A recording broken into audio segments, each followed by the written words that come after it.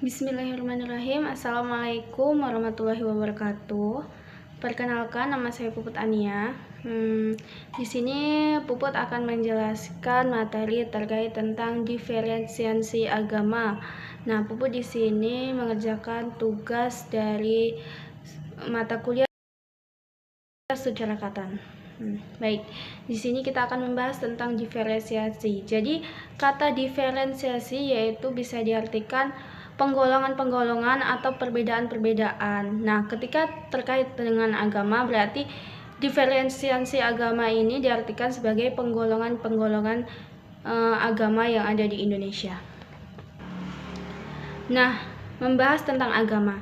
Jadi ada teori yang mengatakan bahwa dari perspektif waktu sendiri, umur agama itu setua dengan umur manusia. Nah, berarti agama ini sendiri muncul ketika manusia sudah lahir dan memiliki kepercayaan. Makanya ada teori yang mengatakan bahwa agama ini umurnya adalah setara atau setua dengan manusia. Nah, mengenai tentang agama nih. Nah, agama ini sendiri diartikan sebagai seperangkat kepercayaan, praktik, dan sistem sosial terorganisir. Jadi ketika kita melakukan perbedaan-perbedaan agama, berarti kita telah mengetahui atau kita sudah melakukan perbedaan-perbedaan yang ada agama yang ada di Indonesia ini, termasuk kepercayaannya, keyakinannya, cara beribadahnya maupun kitabnya. Nah, selanjutnya ada teori-teori yang mengatakan munculnya agama di Indonesia. Yang pertama yaitu teori jiwa. Nah, teori jiwa ini lebih menekankan kepada kesadaran jiwa manusia, bahwa manusia itu sudah sadar bahwa dia tuh sudah memiliki kepercayaan. Makanya teori ini mengatakan agama itu muncul atas kesadaran jiwa manusia itu sendiri. Nah, teori tentang jiwa ini sendiri yaitu mulainya berasal dari seorang sarjana antropologi Inggris yang bernama Ebert Taylor yang diajukan dalam kitabnya yang terkenal yang berjudul Primitive Cultures pada tahun 1873. Nah, di sini menurut Taylor dia mengungkapkan bahwa asal mula agama adalah kesadaran manusia akan paham jiwa, dimana ketika manusia itu sudah paham akan adanya kepercayaan, maka disitulah manusia sudah tahu bahwa ada agama. Nah, kesadaran akan paham itu disebabkan karena adanya perbedaan yang tampak kepada manusia antara hal-hal yang hidup dan hal-hal yang mati. Nah, suatu makhluk pada saat bergerak artinya hidup, tetapi tak lama kemudian makhluk tidak akan bergerak lagi artinya mati.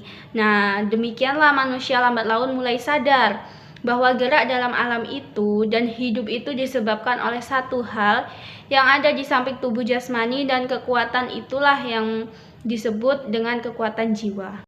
Selanjutnya yang kedua yaitu teori batas akal. Nah, teori batas akal ini berasal dari sarjana besar yaitu J.G. Frazer yang diungkapkannya dalam jilid 1 yang di dalam buku berjudul Golden Book pada tahun 1890. Nah, menurut Frazer ini manusia memecahkan soal hidupnya dengan akal dan sistem pengetahuannya, tetapi akal dan sistem pengetahuannya itu tidak ada batasnya. Makanya ketika manusia tuh pada teori ini lebih menekankan ada masalah yang tidak bisa diungkapkan atau tidak bisa dipecahkan oleh batas akal. Makanya disitulah manusia mulai sadar akan munculnya butuh adanya kepercayaan.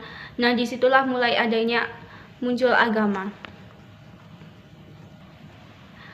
Nah, soal-soal hidup yang tidak dapat dipecahkan dengan akal atau dipecahkannya dengan magic, maka disitulah mulai munculnya ilmu gaib, dan disitulah manusia juga akan membutuhkan adanya perantara atau membutuhkan sesuatu yang bisa membantu memecahkan permasalahan tersebut. Yang selanjutnya ada teori krisis dalam hidup individu. Nah, pandangan ini sebenarnya berasal antara lain dari sarjana seperti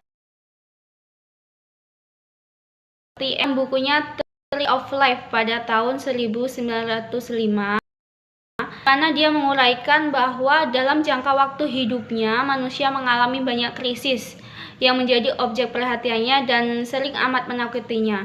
Nah, ketika manusia itu mengalami sebuah krisis, entah itu krisis dalam ekonomi ataupun krisis dalam kehidupan sosial, disitulah manusia membutuhkan adanya kepercayaan atau sesuatu yang bisa membantu mereka dalam memecahkan, dalam memberi solusi dalam keadaan krisis tersebut. Nah,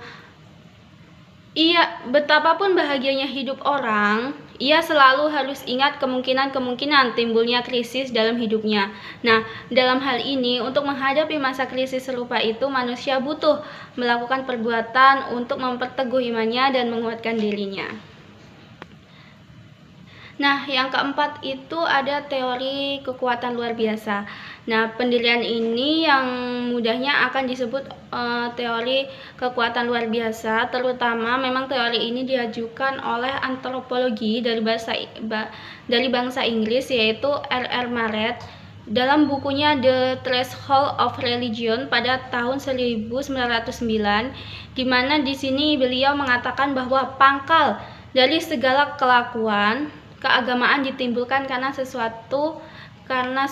Nah, perasaan rendah terhadap gejala-gejala dan peristiwa-peristiwa yang dianggap sebagai biasa di dalam kehidupan manusia. Nah, alam tempat gejala-gejala dan peristiwa itu berasal dan dianggap oleh manusia dahulu sebagai tempat adanya kekuatan-kekuatan yang melebihi kekuatan yang telah dikenal manusia di dalam alam sekelilingnya, disebut supernatural atau supranatural. Jadi artinya teori luar biasa ini menekankan bahwa ada kekuatan lain yang berpengaruh atau yang timbul yang ada di dunia ini yang tidak bisa dilakukan oleh manusia. Makanya teori ini mengatakan teori kekuatan luar biasa. Misalkan adanya manusia hidup dan adanya manusia mati, tentu itu bukan karena hal sepele ya, bukan latar belakang, bukan sesuatu yang bisa diungkap manusia. Makanya teori ini mengatakan bahwa ada sesuatu yang lain atau ada kekuatan yang lain yang bisa menjadi keajaiban. Makanya teori ini mengatakan kekuatan luar biasa. Baik, terima kasih. Itulah tadi materi tentang diferensiasi agama yang dapat saya sampaikan. Saya akhiri. Wallahumma fiq ila atmamit thoriq. Wassalamualaikum warahmatullahi wabarakatuh.